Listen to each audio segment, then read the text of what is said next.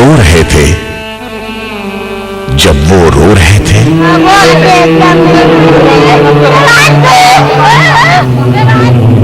हमने अपने हाथों से अपनों को सताया, मासूमों को रुलाया।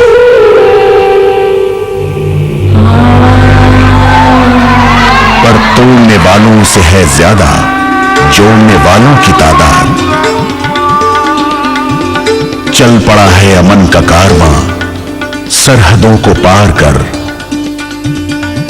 पैगाम मोहब्बत का लिए सभी हदों को पार कर।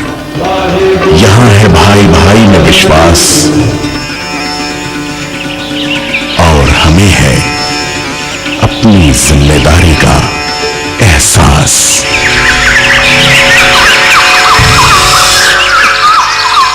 हम हमारा हक मांगते हैं, किसी से भीख मांगते। रिटायर हुए मुझे आज 1.5 साल हो गया, आज तक मेरे को कोई भी किसी किस्म का पैसा नहीं दिया गया।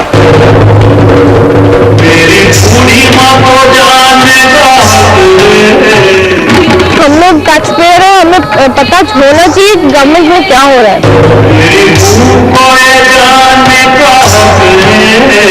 अब तो RTI के तहत आप क्वेश्चन कीजिए, वो लोग जवाब देते हैं। ये सूचना के अधिकार से हमने ये हासिल किया है। अच्छी बात है, बिगनिंग अच्छी बिगनिंग है।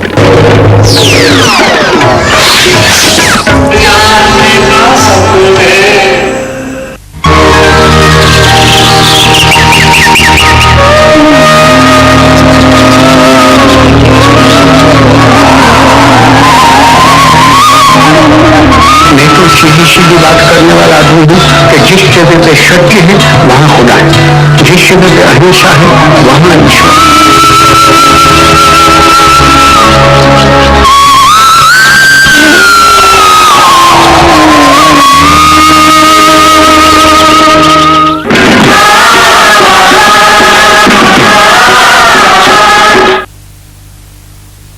सामाजिक व्यवस्था के प्रति बच्चों को जागरूक बनाने के लिए उत्तर प्रदेश के इलाहाबाद जिले में एक बाल पंचायत का गठन किया गया है। इस पंचायत में 6 से 15 साल तक के बच्चों को सदस्य बनाया गया है। करीब 2 साल पहले शुरू किए गए इस अनूठे प्रयोग के अच्छे परिणाम दिखने लगे हैं।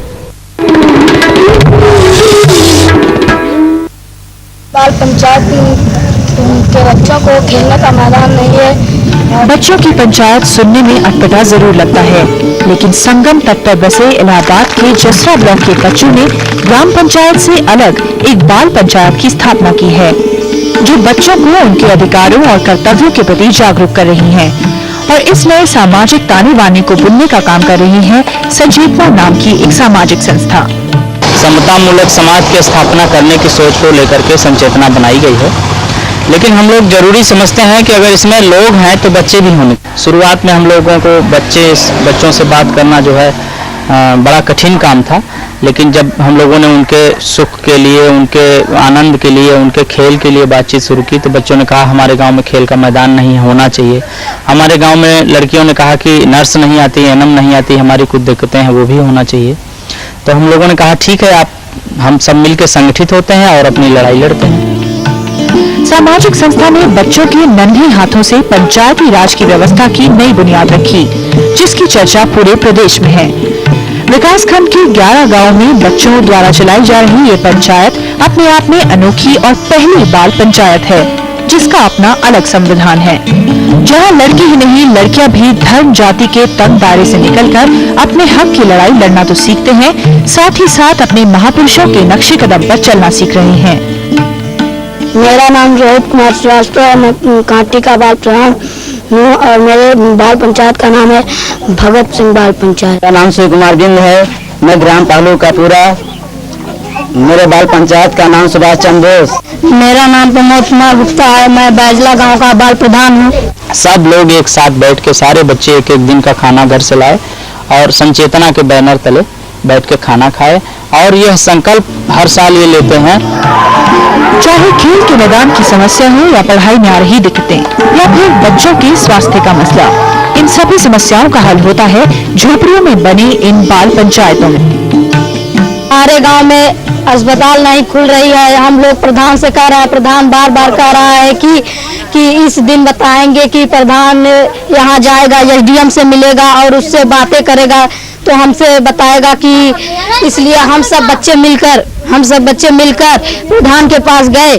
उसने कहा कि आज जाएंगे कल जाएंगे, वो नहीं जा रहा है।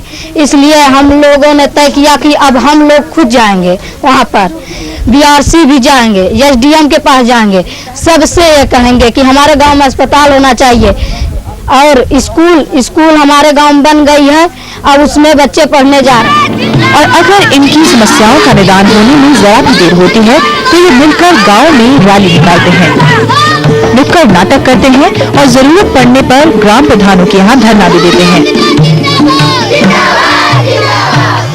हमारे लोटार में एक ये स्कूल नहीं खुल रही थी, तो हमने वहाँ पर एक स्कूल के लिए बीआरसी में गए, तो वहाँ पर पहले प्रदर्शन किया। तो वहाँ पर मतलब 5 तक की प्राइमरी स्कूल हो गई है, उसमें हम लोगों ने, और वहाँ पर कुछ बच्चे पढ़ने नहीं जा रहे थे, तो हमने 15 लड़कों को वहाँ पर नामांकन कराया। मास्टर सही से नहीं, इसको सही समय पर नहीं आते थे, तो हम लोगों ने धरना करे तो मास्टर भी सही आने लगे।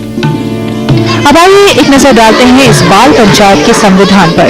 6 से 15 साल तक के बच्चों की इस पंचायत का मुखिया होता है बाल प्रधान। इन बाल पंचायतों का बकायदा अपना संविधान है, जिसमें सहभागिता का अधिकार, स्वस्थ, शिक्षित और बोलने की आजादी के अधिकार ठीक उसी तरह से मिले हुए हैं जैसे हमारे संविधान में मौलिक अधिकार। और इनका मकसद है लड़का लड़की और जातीय भेदभाव को खत्म कर समता मूलक समाज की स्थापना करना।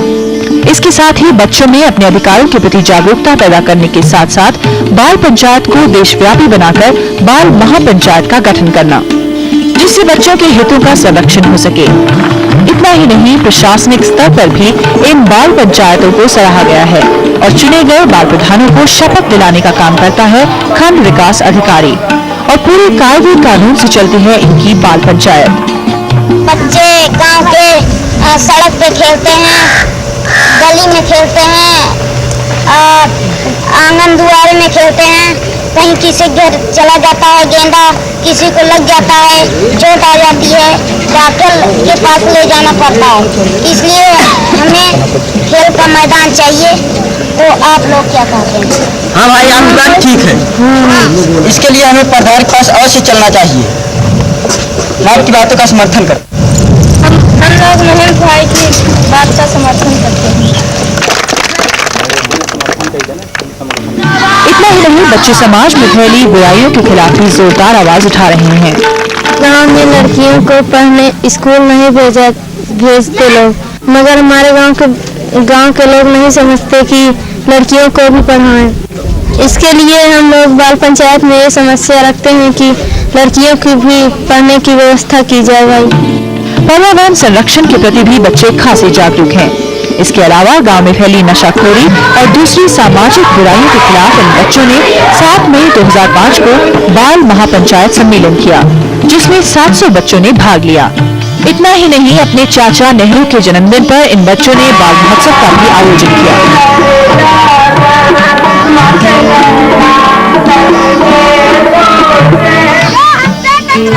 इलाहाबाद की जसरा से शुरू हुई बच्चों की ये नई मुहिम देश में लोकतांत्रिक बुनियाद को मजबूत करने में एक सकारात्मक पहल है।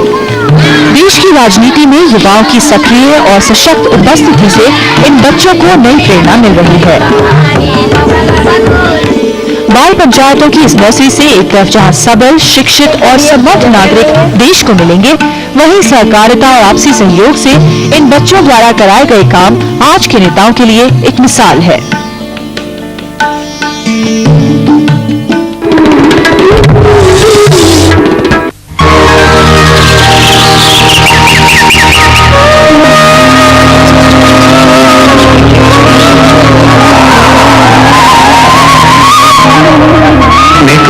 सीधी बात करने वाला आदमी हूँ कि जिस जगह पे सत्य है वहाँ खुदा है, जिस जगह पे अहिंसा है वहाँ ईश्वर।